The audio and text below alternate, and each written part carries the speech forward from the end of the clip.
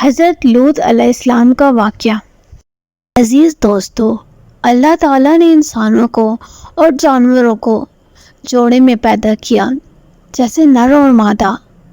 انسانوں میں مرد اور عورت بنائے تاکہ وہ دونوں ایک دوسرے کو جائز طریقے سے خوشی دے سکیں۔ لوط علیہ السلام ابراہیم علیہ السلام کے زمانے کے نبی تھے۔ آپ ابراہیم علیہ السلام کے بھتیجے تھے۔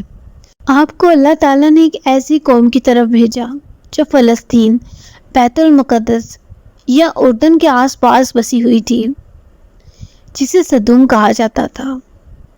یہ سرزمین سرسبز اور شاداب تھی اور یہاں پر ہر طرح کے اناج اور پھلوں کی کثرت تھی۔ لوط علیہ السلام کی قوم کا گناہ۔ اس قوم کے لیے لوط علیہ السلام کو نبی بنا کر بھیجا گیا، اس لیے اس قوم کو قوم لوط کہا جاتا ہے۔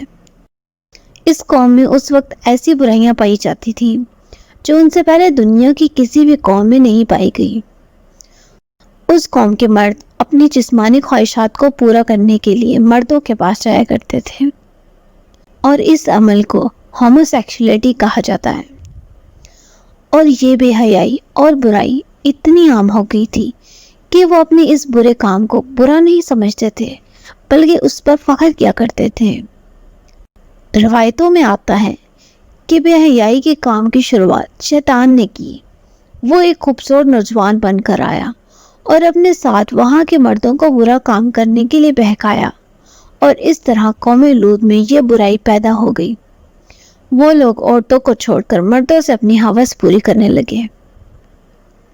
روئے زمین پر یہ برا کام لوط علیہ السلام کی قوم سے شروع ہوا، اسی لیے آج بھی اس برے کام کو لواطت ہومو سیکشولیٹی کے نام سے جانا جاتا ہے۔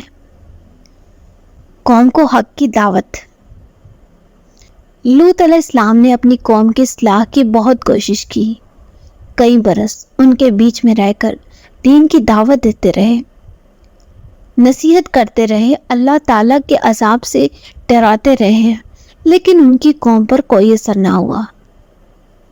لوط علیہ السلام نے کہا، اے میری قوم، تم لوگ ایسا برا اور بے حیائی کا کام کرتے ہو جو آج تک دنیا میں کسی نے نہیں کیا۔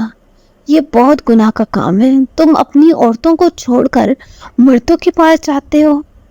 اگر تم اپنے اس برے کام سے باز نہ آئے تو مجھے ڈر ہے ایک دن تمہیں اللہ تعالیٰ کا عذاب آ گھیرے گا۔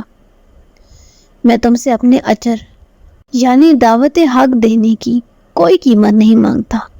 میرا اجر تو میرے رب کے پاس ہے جو سارے عالم کا مالک ہے۔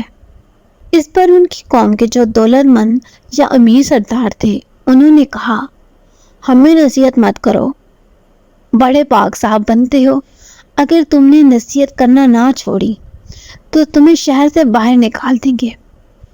لوط علیہ السلام کی نصیحتوں کا جب ان کی قوم پر اثر نہ ہوا، سوائے تھوڑے سے لوگ جو ایمان لائے، تو لوط علیہ السلام نے اللہ تعالیٰ کی بارگاہ میں دعائیں کی، اے میرے رب، میں نے اپنی قوم میں دن رات تبلیغ کی اور انہیں تیرے عذاب سے ڈرایا، لیکن وہ اپنے کفر میں اور آگے بڑھ گئے۔ اے میرے رب، ابھی ایمان نہیں لانے والے، اب ان کا فیصلہ تو ہی کر۔ نیکسٹ پارٹ کے لیے چینل کو سبسکرائب کرنا نہ بھولیں۔